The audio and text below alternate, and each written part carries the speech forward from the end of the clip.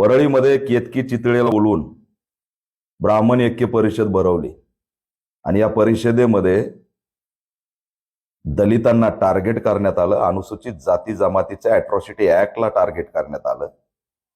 दलितांना हिनवण्यात आलं. कसा वापर आम्ही करतोय, कसे आम्ही हीन आहोत याबद्दल भाषणं झाली. या सगळ्या परिषदेची चौकशी तात्काळ बीड जिल्ह्याच्या पोलीस अधीक्षकांनी करावी आणि असं ब्राह्मण ऐक्य परिषद भरवणाऱ्या आयोजकाला आणि त्या बाईला तात्काळ जेलमध्ये टाकावं.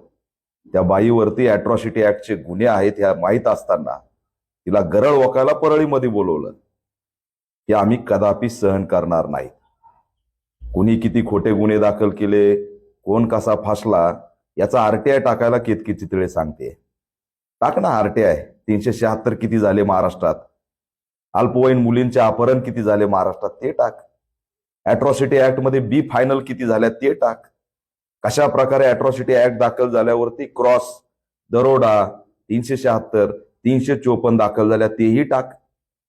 हिम्मत असेल तर बोलव मला, 2 जण बसून आपण त्या ठिकाणी चर्चा करू. नीच मानसिकता, जातीयतेची मानसिकता आणि लय विद्वान झाल्यासारखं तिला जर परिषदेला बोलवायला लागले तर या ठिकाणी कुठंतरी दलितांना टार्गेट करण्याचा या मागे उद्देश हा दिसतोय. परळीमध्ये झालेली ही ब्राह्मण ऐक्य परिषद दलित विरोधी परिषद होती असं आम्ही जाहीर करतोय. तात्काळ या सगळ्या परिषदेची चौकशी झाली पाहिजे आणि त्या आयोजकाला आणि या बाईला जेलमध्ये टाकलं पाहिजे. अॅट्रॉसिटी ऍक्ट अंतर्गत गुन्हा दाखल झाला पाहिजे.